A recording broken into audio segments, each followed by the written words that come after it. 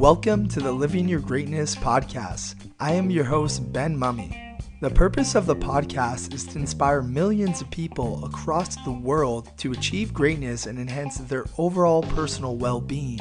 Living Your Greatness is becoming the go-to resource that CEOs, elite athletes, professional coaches, and entrepreneurs rely on to upgrade themselves.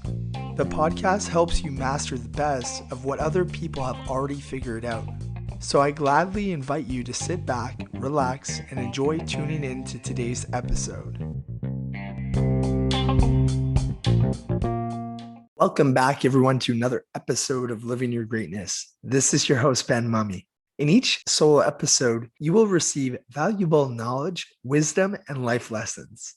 The goal is to equip you with mindset strategies, tactics, and tools to help you live a great life. So thank you for being here. I desire to become one of your greatest mentors. The topic that we will discuss in today's solo episode is on mental models and how to become a better thinker. Charlie Munger once said, "You must know the big ideas and the big disciplines and use them routinely, all of them, not just a few."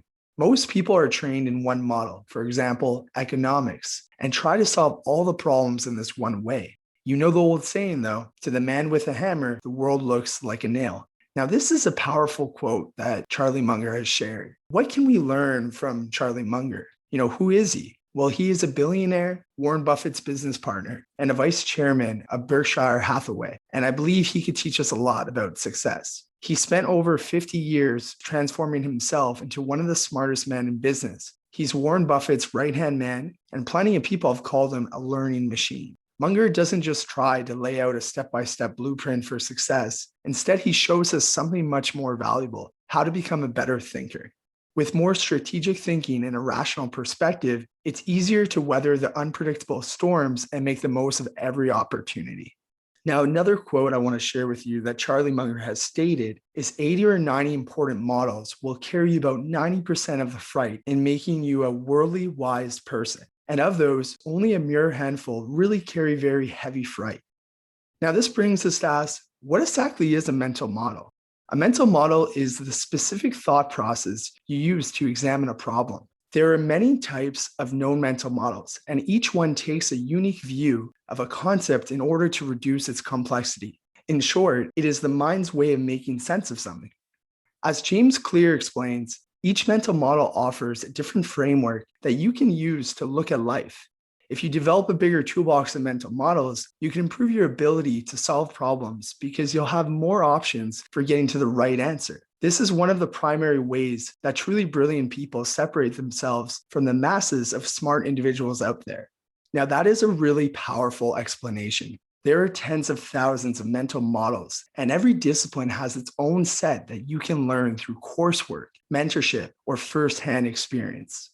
Charlie Munger has explained that you have to learn all the big ideas in the key disciplines in a way that they're in a mental lattice work in your head, and you automatically use them for the rest of your life. Now, I find this extremely valuable. Charlie Munger has recognized that learning everything about the world and its work is impossible. But by relying on the big principles from different fields of knowledge, they develop more mental models, a better framework to think better, and as a result, make intelligent decisions. Charlie Munger is head and shoulders above his competitors because he has a larger mental toolbox. This gives him perspective and clarity that his competitors, most of whom stick closely to their niche and don't have. When one mental model doesn't solve a problem or guide him to a decision, Charlie Munger can try another. It's a recipe for clarity in a confusing world. Each mental model builds upon all of the others because you can layer them and see how they all relate. That is exactly why Charlie Munger recommends building a latticework of models instead of just a few. Each one makes all the others and the entire system more effective. So that being said, where do you even begin to build your own latticework of mental models? Well, I have some really good news for you. I'm going to share some models and thinking to help you become a better thinker. And what's interesting is a few of them you actually might be already practicing without actually realizing it. Here are 10 mental models to add to your thinking toolbox. Number 1, the circle of competence. Moving out of one circle of competence is prone to blind spots that one is unaware of. Yet often, when one is not able to define or think about one's circle of competence, it leads to the same degree of confidence as when one is really operating within the circle of competence. This can be very dangerous. The concept is very important because it allows bright people to utilize limited, really valuable insights in a very competitive world when they're competing against other very bright, hardworking people. Number 2, divergent versus convergent thinking. Divergent thinking is the process of thinking by exploring multiple possible solutions in order to generate creative ideas. Convergent thinking, on the other hand, is the process of figuring out a concrete solution to any problem. The key, though, is to strike the balance between the two of these thinking processes. Number 3, historical wisdom. Studying the past intensely to understand the present and the future because the past makes up the vast majority of events. Scottish historian Niall Ferguson has said, "The dead outnumber the living 14 to 1, and we ignore the accumulated experience of such a huge majority of mankind at our peril." Number 4, inversion, a thinking tool to get to the root of a problem by thinking of it in reverse. Carl Gustav Jacob told his students that when you're looking for a research topic, they should always invert first. Number 5, the map of territorial relation. The relationship between an object and a representation of that object is always abstract. Like a map versus the territory it represents. A person who has seen and heard descriptions of an apple but has never tasted it will not know how it actually tastes. Number 6, middle ground fallacy. The fallacy of compromising two opposing views to land on the middle ground just because it's the middle ground. For example, if one person says that all elephants can fly, another says no elephants can fly. It's a fallacy to agree that perhaps some elephants can fly. Number 7, paradigm shift.